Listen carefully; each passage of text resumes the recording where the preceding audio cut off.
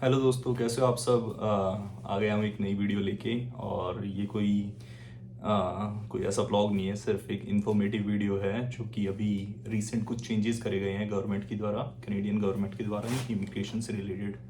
तो आप सभी को पता है कनाडा एक ऐसी कंट्री है जो हम इंडियंस के बीच में काफ़ी पॉपुलर डेस्टिनेशन है इमिग्रेशन से रिलेटेड। तो बच्चे काफ़ी सारे कोशिश करते हैं कि हाँ, इमिग्रेशन किसी ना किसी तरह से हो जाए। काफ़ी सारे प्रोसेसेस हैं, पर जो एक काफ़ी फेमस स्ट्रीम है हम इंडियंस के लिए, वो एक स्टूडेंट वीज़ा है। तो स्टूडेंट वीज़ा लगा के काफ़ी सारे बच्चे आते थे। तो अभी जो गवर्नमेंट ने कुछ चेंजेस प्रपोज करे हैं, प्रपोज क्या मतलब अप्लाई ही कर दिए हैं, वो इस साल के कोटे के लिए अपडेट हो जाएंगे। और बेसिक जो चेंजेस आएंगे वो 1 सितंबर 2024 से आएंगे। तो मेजर 3 अपडेट्स आए हैं दोस्तों। फर्स्ट तो जो लास्ट ईयर के कंपैरेटिव जितना जितना इन्होंने स्टडी परमिट एलोकेट करा था उसकी 35% कटौती कर देंगे। तो जैसे ईयर बाय ईयर काफ़ी सारे स्टडी परमिट्स एलोकेट करे हैं और वो इंक्रीज ही करता गया नंबर। और इस साल 2022 में जो नंबर था वो 800,000 यानी कि 8 लाख से ज़्यादा बच्चों को स्टडी परमिट एलोकेट करे थे IR। उस हिसाब से इन चीज़ों को देखते हुए जो इस साल का कोटा है उसको 35% घटा दिया गया है। तो काफ़ी सारे स्टडी परमिट रिफ्यूज़ भी हो सकते हैं। तो अपनी जो भी एप्लीकेशन लगाओ वो काफ़ी ध्यान से लगाना, क्योंकि जो दूसरा इनिशिएटिव लिया है वो ये लिया है कि काफ़ी सारे प्रोग्राम्स यहाँ पे जो बच्चे होते थे वहाँ के एजेंट इंडिया में या फिर और किसी कंट्री में बच्चों को फुसला लेते थे कि आपका वीज़ा लगवा देंगे। वीज़ा तो लग ही जाता है। तो कुछ कॉलेजेस यहाँ पे ऐसे हैं जो बेसिकली प्राइवेट ओनर्स के द्वारा ऑपरेट करे गए हैं, पर उनकी अब तक जो थी पार्टनरशिप चल रही थी कुछ यहाँ पे पब्लिक कॉलेजेस के साथ। तो उसके ऊपर इम्पैक्ट करते हुए अब गवर्नमेंट ने डिसीजन लिया है कि जो बच्चे उन कॉलेजेस में जो प्राइवेट कॉलेजेस पब्लिक के साथ एफिलिएटेड थे उन कॉलेजेस में अगर एडमिशन लेंगे तो उनका जो बाद में स्टडी के बाद वर्क परमिट मिलता रहा, PGWP post graduate work permit, वो अब नहीं दिया जाएगा। तो काफ़ी सोच समझ के अपना कॉलेज सेलेक्ट करना। काफ़ी सारे इंसिडेंट में देखता हूँ बच्चे यहाँ पे प्राइवेट कॉलेजेस में आते हैं और काफ़ी टेंशन में रहते हैं कि पता नहीं वर्क परमिट आएगा नहीं। तो अपना सोच के आना। एक लिस्ट है जो कि जिसमें कुछ बेसिकली तीसरा एक स्टेप जो लिया गया है गवर्नमेंट की तरफ से वो ये है कि अब आपको जो प्रोविंस है यहाँ पे बेसिकली 10 प्रोविंसेस हैं और 3 टेरिटरीज हैं। तो जो भी आप प्रोविंस या टेरिटरी में जो कॉलेज सिचुएटेड है तो आपको कोई अटेस्टेशन लेटर प्रोविंस की तरफ से मिलेगा। मतलब आप उस कॉलेज में अप्लाई करोगे तो वो कॉलेज प्रोविंस, इसका भी मतलब क्राइटेरिया फिक्स नहीं है पर जल्दी हो जाएगा। तो वो अटेस्टेशन लेटर आपको मिलेगा। और ये आई बिलीव इस प्रॉब्लम को एकोमोडेट करने के लिए किया गया है, क्योंकि जो फेमस डेस्टिनेशन है इंटरनेशनल स्टूडेंट्स के लिए वो या तो GTA है जो टोरंटो के आसपास के जितने भी सिटीज़ लगते हैं उस एरिया में, ग्रेटर टोरंटो एरिया या वैंकूवर सरी, अपने बच्चे उस साइड काफ़ी जाते हैं। तो इस चीज़ को टैकल करने के लिए, क्योंकि इस चीज़ से यहाँ पे हाउसिंग इशू भी काफ़ी ज़्यादा बढ़ चुका है दोस्तों। मैं अपने एक्सपीरियंस से ही बता रहा हूँ। जब मैं यहाँ पे आया था मुझे 3 साल हो गए हैं। तो जब मैं आया था यहाँ पे जो रेंट था अब वो मतलब अगर 100 रुपये था तो आज 150 हो चुका है वो रेंट। तो इतना ज़्यादा इंक्रीज़ आ चुका है केवल 3 सालों के अंदर। कई जगह तो ऐसे भी न्यूज़ है कि डबल हो चुका है टोरंटो डाउनटाउन में। मतलब काफ़ी ज़्यादा अनअफोर्डेबल हो चुका है, क्योंकि काफ़ी ज़्यादा इमिग्रेशन हो चुकी है और उसको कैटर करने के लिए हाउसिंग प्रॉपर नहीं थी। काफ़ी सिटीज़ में प्रोटेस्ट देखने को मिला कि कॉलेज के सामने इंटरनेशनल स्टूडेंट्स जाके प्रोटेस्ट कर रहे हैं कि हमारे पास हाउसिंग नहीं है तो आप प्रोवाइड कराओ या फिर हमारी फीस रिफंड कर दो, we will move to a different city and we will find accommodation over there. तो ये काफ़ी मेजर सिचुएशन है। उसके बाद और भी चीज़ें हैं, जैसे इन्फ्लेशन काफ़ी बढ़ गई हैं। तो मतलब स्टूडेंट्स के लिए काफ़ी ज़्यादा स्ट्रगल हो रही है। अभी पीछे कुछ 2-3 महीने पहले गवर्नमेंट ने एक और इनिशिएटिव लिया था कि स्टडी परमिट अप्लाई करते हुए आपको अपने अकाउंट में GIC जो बोलते हैं गारंटीड इन्वेस्टमेंट सर्टिफिकेट, उसमें $10,000 वो आपको डिपॉजिट करने होते हैं कि आप वहाँ जाएंगे, आपका 1 साल का एक्सपेंस जो है वो ऑलरेडी आपने सिक्योर करा हुआ है एक बैंक अकाउंट में।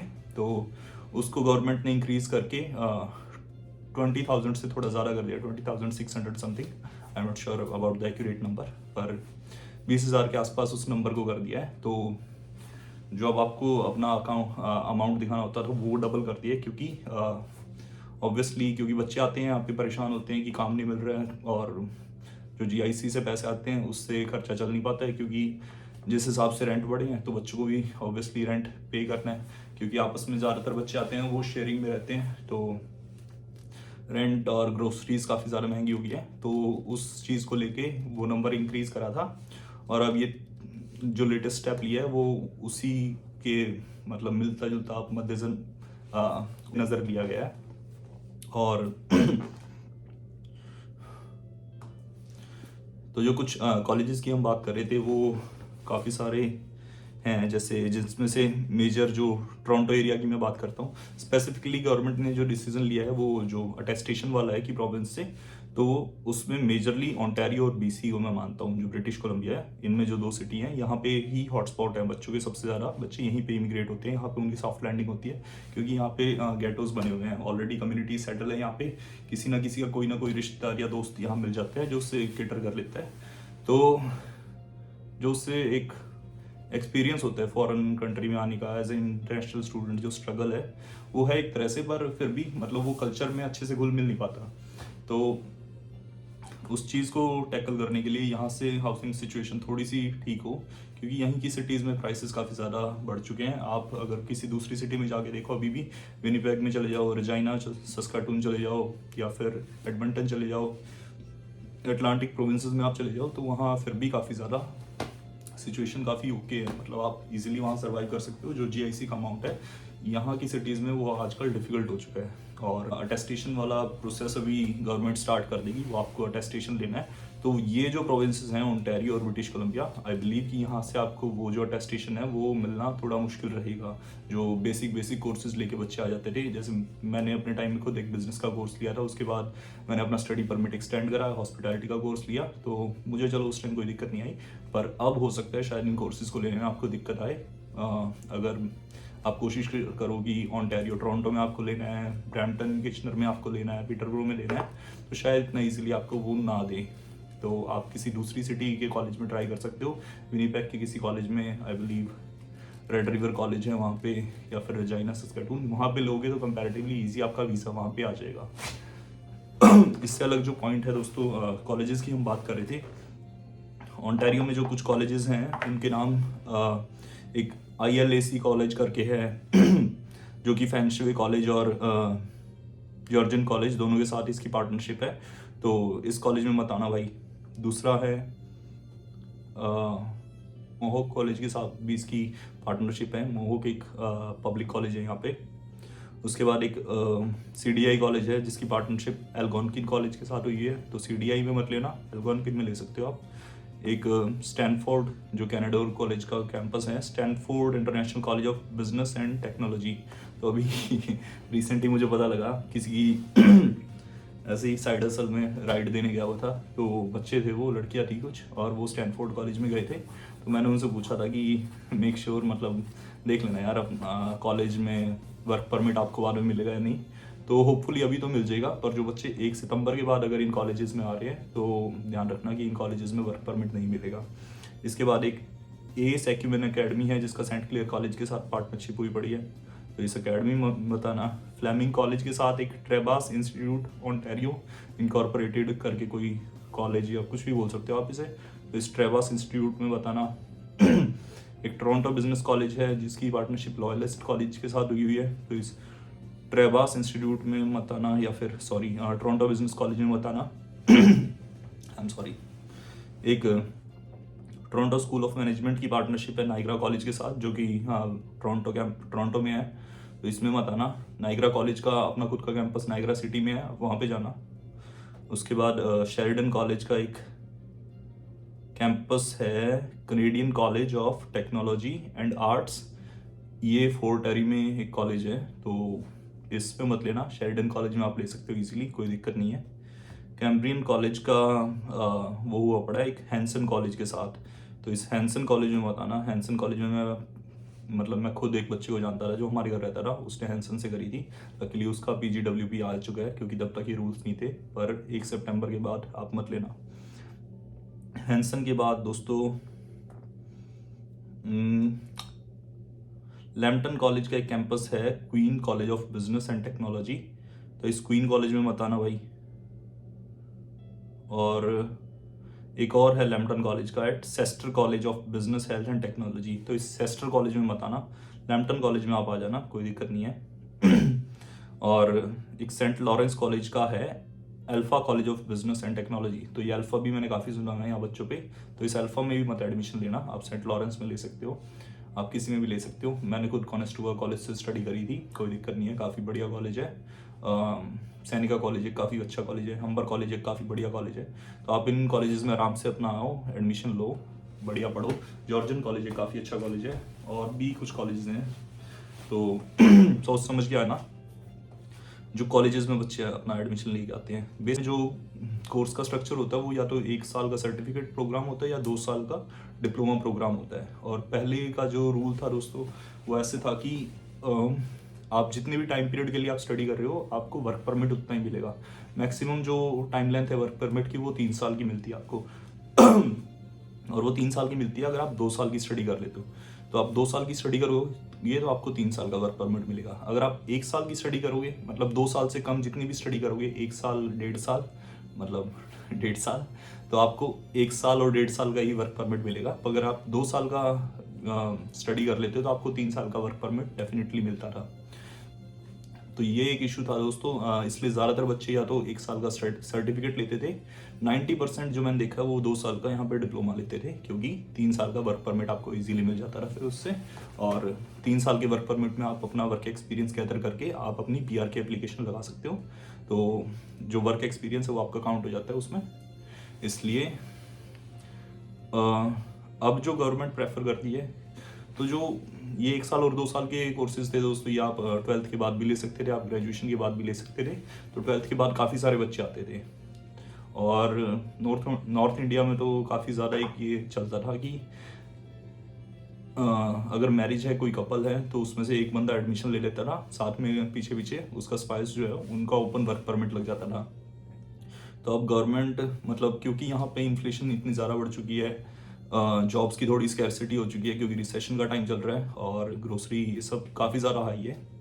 तो इन सब चीज़ों को देखते हुए गवर्नमेंट का थोड़ा सा इनिशिएटिव, या आप ये सोचते हो, गवर्नमेंट का थोड़ा प्लान इस तरह है कि जो बच्चे बुलाए जाएं वो थोड़े क्वालिटी लेबर हो। मतलब लेबर इन द सेंस आप किसी भी फील्ड में काम कर सकते हो, सिर्फ वो जनरल लेबर वाली बात नहीं है। तो मतलब जो यहाँ पे वर्कफोर्स में अपना योगदान दे सके।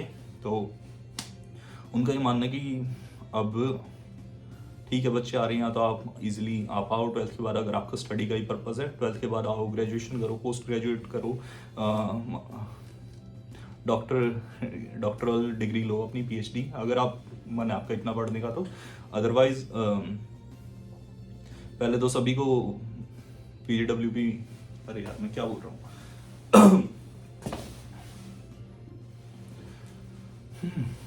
तो जो लास्ट डिसीजन गवर्नमेंट ने लिया है वो ये लिया है कि आप अगर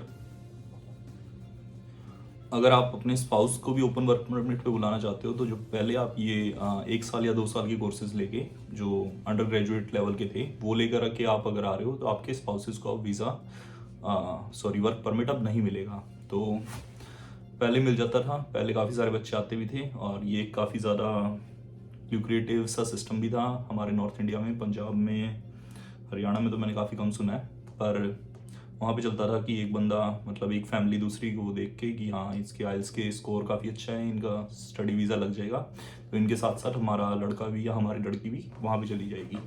तो वो दूसरी फैमिली काफ़ी सारा खर्चा उठा लेती थी, और उसका काफ़ी मतलब अब्यूज़ भी हुआ है यहाँ पे, क्योंकि यहाँ पे एक पार्टनर आ जाता था और वो दूसरे अपने उनको बिल्कुल ब्लॉक कर देता था, कोई कम्युनिकेशन नहीं है, पीछे दूसरी फैमिली परेशान होती थी। वो किसी भी उस साइड से हो सकती है, तो उस साइड हम नहीं जाते। तो इस अब्यूज़ को भी रोकने के लिए और यहाँ पे क्वालिटी बच्चों को भी बुलाने के लिए गवर्नमेंट ने जो कर दिया है, अब अगर आप अपने स्पाउस को इनवाइट करना चाहते हो ओपन वर्क परमिट पे, तो आप या तो मास्टर्स में किसी में मास्टर किसी कोर्स में एडमिशन लो, या फिर आप पीएचडी लेवल के किसी कोर्स में एडमिशन लो, तब आप अपने पार्टनर को यहाँ पे स्पाउजल ओपन वर्क परमिट पे आप बुला सकते हो। और तो ये मेजर डिसीजन लिए गए हैं दोस्तों गवर्नमेंट की तरफ से। अगर आप आने वाले हो, किसी भी आपका इंटेंट है जल्दी ही कनाडा आना है या फिर किसी भी तरह से मतलब स्टडी के पर्पज से, तो इन फ्यूचर के डिसीजन को कंसीडर करते हुए थोड़ा सा सोच समझ के अपने कॉलेज को अच्छे से परख लेना, क्योंकि काफ़ी सारे जो एजेंट्स हैं वहाँ पे सिर्फ पैसे बनाने के पर्पज से वहाँ आपको किसी भी कॉलेज में, प्राइवेट कॉलेज में एडमिशन दे देते हैं। और प्राइवेट कॉलेजेस की फ़ीस भी काफ़ी ज़्यादा है, वो इंफ्रास्ट्रक्चर इनके पास है नहीं, जो कि गवर्नमेंट ने अपने जो न्यूज़ रिपोर्ट जारी करी है उसमें जो भी मेंशन करा है वो यही करा है कि हाँ, इन कॉलेजेस के पास कोई इंफ्रास्ट्रक्चर नहीं है, जिसका गवाह मैं खुद भी हूँ। घर पे एक लड़का आया हुआ है, उसका प्राइवेट कॉलेज में ही एडमिशन ले गया है, तो लकीली चलो उसका होपफुली वर्क परमिट आ जाएगा। पर उसकी ओरिएंटेशन थी, उसके क्लास को हम देखने गए, वहाँ सिर्फ मतलब 1 या 2 कमरे की आप दुकान बोल सकते हो उसको, कोई कॉलेज नहीं था वो, बच्चे लाइन लगा के बाहर खड़े हुए थे। तो इंफ्रास्ट्रक्चर कुछ नहीं है, स्टडी का लेवल कुछ नहीं है प्राइवेट कॉलेजेस का, सिर्फ पैसा बनाना है। बच्चे भी आ जाते हैं क्योंकि कनाडा लैंड हो जाते हैं बच्चे, उसके बाद की स्ट्रगल जो है उससे मतलब वो गुजरते हैं, काफ़ी कई तरह का ट्रॉमा भी होता है। तो थोड़ा सोच समझ के आना चाहिए बच्चे को। अगर वो सारे दूसरे एस्पेक्ट्स हैं, लास्ट जो एक मेजर डिसीजन है दोस्तों गवर्नमेंट की तरफ से, जो मतलब उन्होंने अपनी न्यूज़ रिपोर्ट में कहीं बोला है, वो ये है कि जो हमने डिस्कस करा है कि जो टर्म पीरियड ऑफ स्टडी थी उसी के बेसिस पे आपको वो मिलता था आगे वर्क परमिट, तो वो अब चेंज हो चुका है थोड़ा सा। अगर आप मास्टर्स कोर्स लेके आ रहे हो, मास्टर्स जो कि आपकी कुछ कॉलेज, कुछ यूनिवर्सिटीज़ में 1 साल की भी है, तो अगर आप उसमें लेके आ रहे हो, गवर्नमेंट ने डिसाइड करा है कि उसको 3 साल का वर्क परमिट देंगे, जो कि काफ़ी ज़्यादा पॉजिटिव बात है। आप आ रहे हो, आपकी स्टडी भी काफ़ी ज़्यादा मैटर करती है, आप मास्टर्स डिग्री आपके पास हो जाएगी। अगर आप अंडर ग्रेजुएट के बाद आ रहे हो, किसी डिप्लोमा कोर्स में जाने की बजाय आप मास्टर्स को प्रेफर कर सकते हो। तो पीएचडी का तो अलग ही स्कोप है, पता नहीं कब तक चले, आई डोंट मतलब यहाँ पे स्ट्रक्चर का मुझे इतना आइडिया नहीं है। पर मास्टर्स जो थी पहले दोस्तों 1 से 1.5 साल की थी, तो बच्चे यही सोच के, किसी में होती थी कि 2 साल है, तो 2 साल वाली की तो कोई दिक्कत ही नहीं थी, पर जो 1 से 1.5 साल की भी है उसको भी अब 3 साल का वर्क परमिट मिलेगा। तो अगर आप किसी कॉलेज में एडमिशन लेना चाह रहे हैं तो कंसिडर करो कि मास्टर्स में आप एडमिशन ले लो, जो कि दोनों आपके एकेडमिकली करियर के पर्सपेक्टिव से भी और आपके शॉर्ट टर्म फ्यूचर जो PGWP की आपको ज़रूरत है उसमें भी आपको फ़ायदा देगा। लास्ट दोस्तों जो पॉइंट है, गवर्नमेंट ने एक और हिंट दिया है कि जो यहाँ पे इन डिमांड स्किल्स में जो भी करियर ऑप्शंस हैं, जैसे कि आप हेल्थ केयर बोल सकते हो, मेडिसिन बोल सकते हो, लॉ बोल सकते हो, जो प्रोफेशनल डिग्रीज़ हैं, अगर आप